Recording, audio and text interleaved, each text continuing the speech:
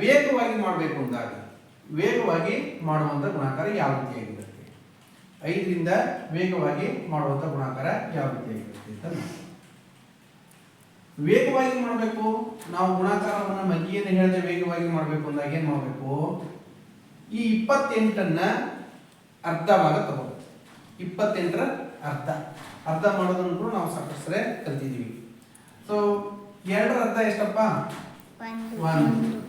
8ರ ಅರ್ಧ 4. ಹೌದಾ? ಇದನ್ನು ವೇಗವಾಗಿ ಮಾಡ್ತೀವಿ ನಾವು. ಸೊ 2ರ ಅರ್ಧ 1 ಅಥವಾ 28ರ ಅರ್ಧ 14 ಅಂತ ಹೇಳ್ಬೇಕು. ಆಮೇಲೆ ಏನ್ ಮಾಡಬೇಕು? 1 0ಯನ್ನ ಎಷ್ಟು ಕೊಡ್ಬೇಕು? 1 0ಯನ್ನ ಕೊಡ್ಬೇಕು. ನೀವು ಇದನ್ನ ಗುಣಾಕಾರ ಮಾಡಿದ್ರು ಇದೇ ಉತ್ತರ ಬರುತ್ತೆ, ಇದರ ಅರ್ಧ ಮಾಡಿ 1 0 ಕೊಟ್ರು ಇದೇ ಉತ್ತರ. ಇದು ಗುಣಾಕಾರ ಮಾಡಿದಾಗ ಏನಾಗುತ್ತೆ ನೋಡಿ. ಇದೇ ರೀತಿ ಕರಿತೀವಿ. 8 5 40 4 ದಶಕ ಕೊಡ್ತೀವಿ. ಆಮೇಲೆ 5 7 10 4 14 ಇದರ ಉತ್ತರನು 140 ಇದೆ, ಇದರ ಉತ್ತರನು 140. ಬೇರೆ ಯಾವ್ದಾದ್ರು ಒಂದು ಸಂಖ್ಯೆ ಬೇರೆ ಯಾವ್ದಾದ್ರು ಒಂದು ಸಂಖ್ಯೆ 36 ಇಂಟು 5. ಹೌದು, 36 ಅರ್ಧ 18 1 0. 36 ಅರ್ಧ 18 1 0. ಈ ರೀತಿಯಾಗಿ 0 ಕೊಡುವಂಥದ್ದು, ಅರ್ಧ ಮಾಡಿ 0 ಕೊಡುವಂಥದ್ದು, ಇದು ಸಮಸಂಖ್ಯೆಗಳಿದ್ದಾಗ ಈ ರೀತಿಯಾಗಿ ಮಾಡೋದು.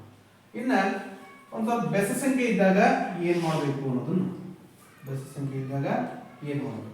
ಸೇಮ್ ಅದೇ ರೀತಿಯಾಗಿ ಅರ್ಧನೇ ಮಾಡುವಂಥದ್ದು. ಈಗ ಏನಾಗುತ್ತೆ ಇದರಲ್ಲಿ? 8ರ ಅರ್ಧ ಎಷ್ಟಾಯ್ತಪ್ಪ? 4. ಸೊ 7ರ ಅರ್ಧ ನಮಗೆ ಮಾಡಲಿಕ್ಕೆ ಆಗುತ್ತೆ.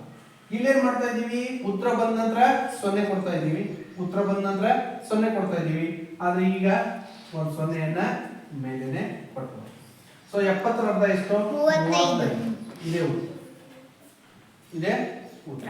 ಸೊ ಬೆಸ ಸಂಖ್ಯೆಗಳು ಬಂದಾಗ ಮೇಲೆ 0 ಕೊಟ್ಕೊಳ್ಳೋಣ, ಆನಂತರ ಸಮ ಸಂಖ್ಯೆ ಇದ್ದಾಗ ಕೆಳಗಡೆ ಸಂಖ್ಯೆ ಕೊಡೋಣ, ಆ ಸಂಖ್ಯೆಯ ಅರ್ಧ ಭಾಗವನ್ನ ಮಾಡಿದಾಗ.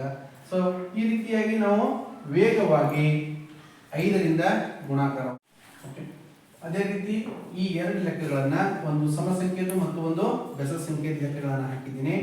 ಇದನ್ನು ನೀವು ಅರ್ಧ ಭಾಗ ಮಾಡಿ ವೇಗವಾಗಿ ಹೇಗೆ ನಾವು ಗುಣಾಕಾರವನ್ನು 5ರಿಂದ ಮಾಡ್ತೀವಿ ಅನ್ನೋದನ್ನ ಕಾಮೆಂಟ್ ಮಾಡಿ ತಿಳಿಸಿ. ಹಾಗೂ ಈ ವಿಡಿಯೋ ಇಷ್ಟ ಆದರೆ ಲೈಕ್ ಮಾಡಿ, ಶೇರ್ ಮಾಡಿ, ಕಾಮೆಂಟ್ ಮಾಡಿದರೆ ಮತ್ತಷ್ಟು ಒಳ್ಳೆಯದಾಗುತ್ತೆ.